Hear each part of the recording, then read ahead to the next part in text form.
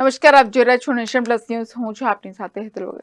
વડોદરા ખાતે જિલ્લા ચૂંટણી અધિકારી બીજલ શાહની અધ્યક્ષતામાં રાજકીય પક્ષોના પ્રતિનિધિઓ સાથે બેઠક યોજાઈ હતી. આ બેઠકમાં ચૂંટણી સમય દરમિયાન રાજકીય પક્ષો અને ચૂંટણી લડતા ઉમેદવારોએ ધ્યાનમાં રાખવાના વિવિધ વિષયો અંગે ચર્ચા કરાઈ હતી. ભારતના ચૂંટણી પંચ દ્વારા આગામી લોકસભાની સામાન્ય ચૂંટણી ઘોષણા કરવામાં આવી છે, જે અંતર્ગત આગામી 12મી એપ્રિલ 2024ના રોજ ત્રીજા તબક્કામાં વડોદરા લોકસભા બેઠક તેમજ વાઘોડિયા વિધાનસભાની પેટા ચૂંટણી માટેનું જાહેરનામું પ્રસિદ્ધ કરવામાં આવનાર છે.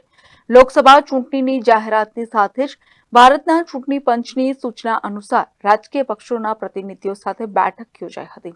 આ બેઠકમાં મુક્ત, ન્યાયી અને પારદર્શી ચૂંટણીઓ યોજવા આવશ્યક બાબતો અંગે દિશા નિર્દેશ આપવામાં આવ્યા હતા.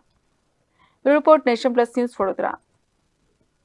સમાચારોના સતત અપડેટ માટે નેશન પ્લસ ન્યૂઝના યુટ્યુબ ચેનલને સબસ્ક્રાઇબ કરો, બેલ આઇકન દબાવો અને ફોલો કરો ઇન્સ્ટાગ્રામ, ફેસબુક અને ટ્વિટર પર.